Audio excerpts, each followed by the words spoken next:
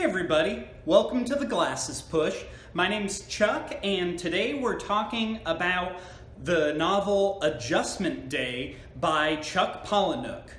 Now, for the uninitiated, Chuck Palahniuk is the author of Fight Club, definitely his most famous work, and a little bit of my history with him. Aside from sharing the same name, I am a huge fan of all of his novels up until Haunted, which I was just tepid on. I think Choke is a hilarious masterpiece. Survivor and Fight Club are illuminating as well. After Haunted, kind of fell off with Chuck and got caught back up with Rant, and just fell in love all over. Chuck Palahniuk at his best is funny, but also incisive with social commentary. His tone is very casual. It's very easy to read, very graphic though, but human. He always gets to the core of what it is to be a person once you strip away all the bullshit. He's very against any of that social veneer or any of the niceties. He wants you to get to the meat of humanity. It's what I love about Squire Chuck P, and what drew me to check out his latest book released within the past 2 weeks, Adjustment Day. So, my no spoilers policy means that I want you to go into a novel with as fresh of a take as possible, knowing as few plot beats as possible, which I am going to give you in part. However, I am not a tremendous fan of this book, and so I will give you my no spoiler version as best I can, and then I want to go into the details of why I didn't enjoy it in further detail, which will require some spoilers. So you can feel free to tune out, and I will assuredly warn you.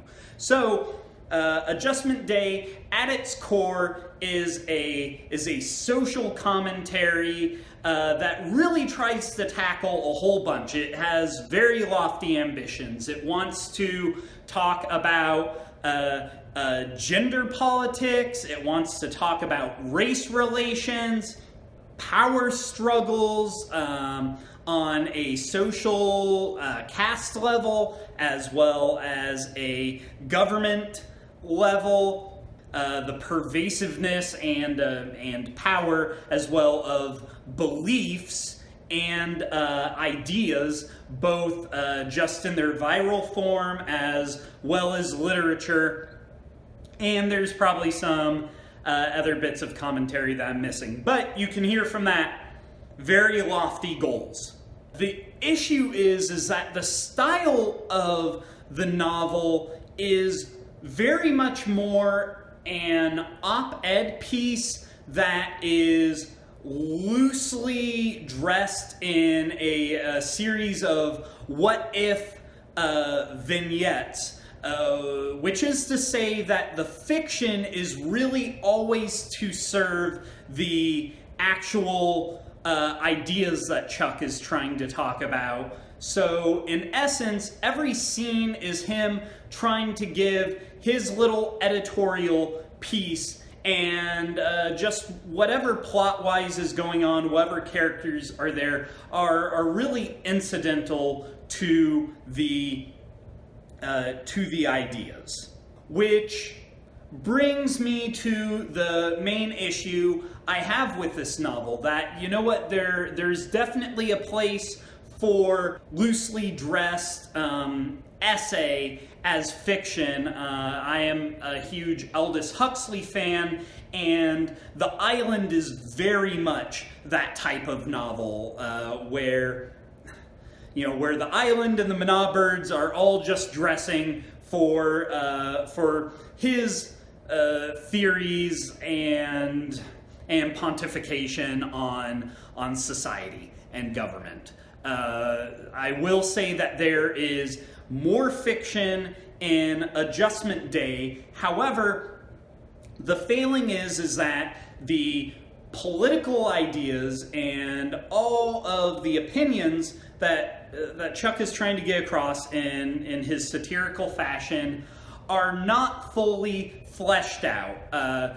They require numerous leaps of faith that when you're trying to make social commentary, there has to be some type of analog, or it has to be a little more one-on-one to what you're trying to comment on, and just the assumptions that are made, the details that are left out are so glaring that you can't really appreciate it as a full social commentary, because the comparisons that he was trying to make, they're just too flawed, too apples to oranges.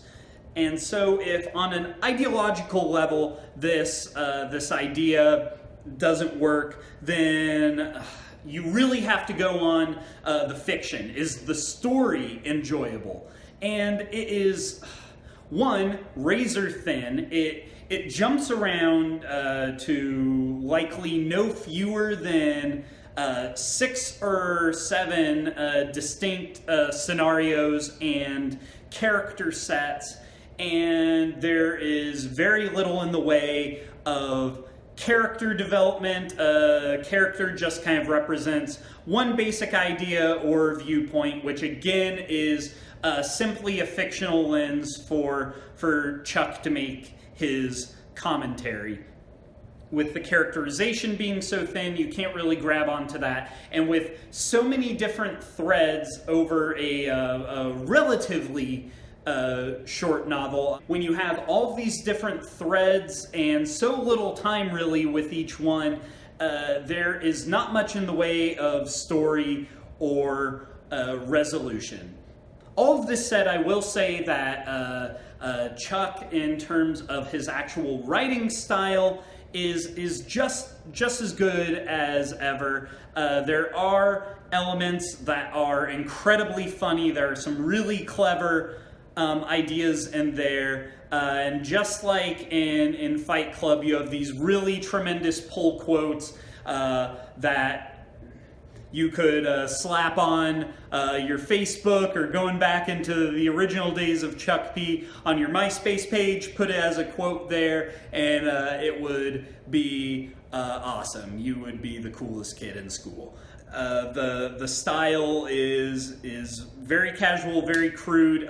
It absolutely works on that level, and I believe the only reason I was able to get through the novel is because his tone is so light and so breezy that it does make it easy to digest. However, I spent the majority of the novel waiting for something big to happen. There's kind of the main turning point of the novel to get to the titular Adjustment Day. And once that happens, any type of conflict is much more hinted at than actually transpiring, which is frustrating. That a lot of it is spent waiting, and again, if the social commentary was more fully fleshed out, again, not a problem. If the plot was enjoyable, hey, you know what? Not everything needs to have this huge build to something very rewarding. Just when everything falls flat, and especially when there are so many great pieces of literature that do social commentary so well. An example that is very popular now, even though it was published in the 80s, The Handmaid's Tale takes gender politics and just makes it so powerful, where you care about the characters. It's not an essay, and yet you feel all of the political statements. You understand them without being spoon-fed them. And I feel that Adjustment Day is the exact opposite of that, where you the points don't really connect very well. I don't feel for the characters, and I don't feel any sense of emotional attachment to them. And so, to perhaps put it even more eloquently, me no likey. So, what would I rate it before getting into the spoilery details? Give it a 59. Out of 100. It was very difficult to get through. Themes weren't connecting, and there was little to no payoff. Kills me to say Chuck Palahniuk is a great writer. However, this is not among his best. If you don't want spoilers, thanks for coming. See you next time. And don't let the door hit you on the way out. And okay, spoiler time. When you are dealing with such divisive topics as gender and race relations, there is a certain degree of tact that would be expected. The basic concept of Adjustment Day is basically the disenfranchised millennial men controlled by the ideas of a much older, out-of-touch white male, overthrow the American government using a set of very Fight Club-esque ideals. So much so that Chuck Palahniuk actually references Fight Club in this, and something that is really meta and clever in that sense.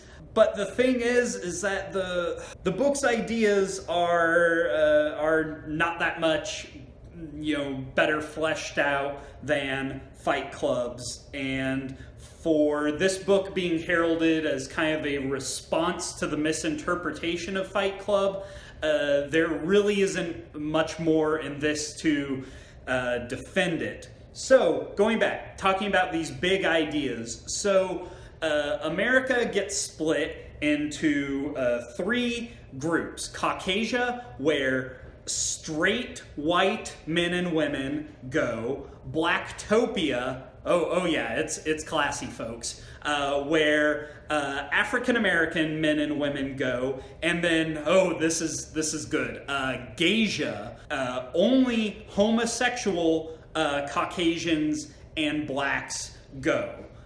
So what about every single other race that makes up the melting pot of America? And especially, what about our Hispanic population, which is often blamed for all of our troubles, and especially for something that is so politically charged? No mention of the wall, no mention of our Latino friends, so they all just willfully migrate or self-deport to Mexico. Asians get flown off to Asia. Oh, and I guess, according to this book, that's all the races. So for something that's commenting on the politics of America, really doesn't handle the diversity very well. And again, so you have a separate place for the gays, and there's a lot that is said in the book about how the gay community is destroying themselves with the spread of disease, but as well as destroying the straight population, which again, Chuck is trying to make political points here. He doesn't necessarily believe these things. He's clearly a very progressive person. Invisible Monsters says all that. However, when you are dealing with these topics, to completely ignore the burgeoning trans community, which is, again, something that right now in this political climate is a lot more of a hot button issue than the gays. And for the gays, I'm referring to it from the perspective of the book, is something that its omission seems incredibly glaring. So so those two omissions are a big part of why this book doesn't really work. My dogs are being barky assholes. 1 second. Okay, so my dogs are still barky assholes, but now they're inside, so that's fine. Politically, the complexity isn't there for the message that is being stated. Not to say that there aren't some very clever things. Probably the most clever is mixed race straight couples that go to geisha, because that's the only way that mixed race straight couples can stay together, is geisha living as closeted straight people while pretending to be gay. I will say that if there was anything that showed the struggle that those people go through and the parallels to the homosexual community and living closeted for fear of judgment or being outed, that's incredibly powerful. However, when it comes to race, it's a lot more clunky. The main thing is the book plays fast and loose with with politics and how easily the ideas can spread. One of the main ideas that spreads is that there's this list where if you murder people and take their left ear as a token, depending on how hated this person, how many votes were given for this person to be murdered, that is what your power will be once Adjustment Day comes, if you can say, I killed this many people. Okay, but how do the ears identify these people? Where's the accountability at all in that? So I get that it's more about the idea of taking the power back, but in reality, how is just a severed left ear going to be like, oh yeah, that was totally the person that was worth 30,000 votes or whatever? Yeah, makes total sense. Said no one ever, except for, I guess, Chuck Palahniuk and his publisher, and perhaps other people. Actually, a lot of people. This is a very praised book, and I know my opinions on it are divisive. So, that doesn't really make a whole lot of sense. The thing that irked me the most is that most of this is extreme from a political and social sense, satirical, but could be within the realm of reality. Until you get to the secret of Blacktopia and the African population, which is, get this, that all black people are actually magical, can communicate via telepathy, and also they have the power of levitation. The pyramids that the slaves built in Egypt? Yeah, they're actually spaceships. This is mentioned out of nowhere with absolutely no context and with seemingly no irony at all. Eventually, there is a humorous moment where Chuck Palahniuk tackles Stephen King's sometimes divisive magical black person trope, wherein The Shining or The Green Mile, it just always so happens that the African-American character has all these mystical powers, and that the black community wanted to assassinate Stephen King for outing them as magical, because if the whites found out that black people were magical, they would exploit that too. That commentary is also very interesting. However, as a devoted constant reader and very much a Stephen King fan, to even partially criticize that trope for all of the glaring flaws that can be found in Chuck P's novels, it smacks a bit of hypocrisy. And for me, the main thing that comes down to is that a book has to be internally consistent. I can go along with any bit of fiction in any world. But when you establish a world and you want me to accept it as real, and then you throw in magic, which really is never used in the novel, and I'm just, supposed to accept all of this, it makes the foundation of all of your social commentary stand on very tenuous ground, and I take great issue with that. If you're wanting to be politically credible, stick within the realm of reality, or if magic exists, make magic exist the entire time, but throwing it out at the end, or like halfway through,